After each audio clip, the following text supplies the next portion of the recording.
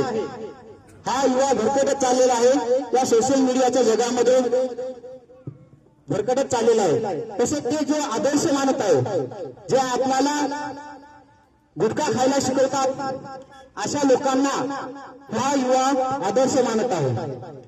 आणि आदर्श मानत असताना आपण कोणाला आदर्श मानावे, कोणत्या व्यक्तीला आदर्श मानावे हे आपण विसरलोच आहोत. इतक्या महान व्यक्तिमत्व आपल्या महाराष्ट्रामध्ये, आपल्या भारतामध्ये होऊन गेल्या, त्यांना आदर्श न मानता जंगली रमी पे आओ ना महाराज असं म्हणणाऱ्या काही जे अभिनेते आहेत किंवा काही खेळाडू जे आहेत, अशा लोकांना आपण आदर्श मानत आहोत. खरे तर आपल्या समोर आपल्या वडिलांपेक्षा मोठा आदर्श कोणीच नसतो. ते जो आपल्यासाठी करत असतात, ते जे आपल्यासाठी करतात, त्यांनी जे काही कष्ट सोसून आपल्याला लहानाचं मोठं केलं, यांच्यापेक्षा आपल्यासाठी आदर्श मोठे कोणीच नसतात. तर यांच्यावरती मी 2 ओळीमध्ये लिहिण्याचा प्रयत्न केला. मी खरं तर जे शेतकरी असतात त्यांच्यावरती लिहिण्याचा प्रयत्न करत असतो, कारण माझे वडील ही शेतकरी आहेत. तर 2 ओळीमध्ये मी सादर करतो.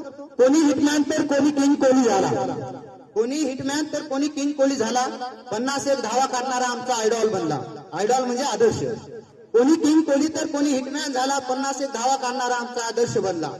पण आम्हीच विसरलो आमच्या बापाच्या धावा. असे कित्येक शतक त्याने काढले, आमच्या पोटाची खळगी भरण्यासाठी कित्येक दिवस रात्रांचे विकेट पाडले. कोणी क्रिकेटचा देव झाला तर कोणाला म्हणालो माही, कोणी क्रिकेटचा देव झाला तर कोणाला म्हणालो माही, पण आमचा बापही यांच्यापेक्षा काही कमी नाही. माहित आहे हो, माहित आहे तो कधी क्रिकेटच्या ग्राउंड वरती उतरला नाही, माहित आहे तो कधी क्रिकेटच्या ग्राउंड वरती उतरला नाही, पण शेतीच्या ग्राउंड वरती आणि निसर्ग नावाच्या अंपायर समोर कधीच तो हरला नाही. धावा चौका कळत नाहीत त्याला षटकार, धावा चौका कळत नाहीत त्याला षटकार, पण आलेल्या कित्येक विपदांना हिमतीने लावतो फटका. तिथे असतात 11 खेळाडू क्रिकेटच्या ग्राउंड वरती, तिथे असतात 11 खेळाडू, हा इथे एकटा लढतो. संकट नावाच्या टीमला एकटा मातीत गाडतो. दैवाच्या शेतीत कष्टाच्या नांगरासोबत रोज धावा काढतो. जुलमी व्यवस्थेला न जुमानता पेरणी नावाचा जुगार खेळतो.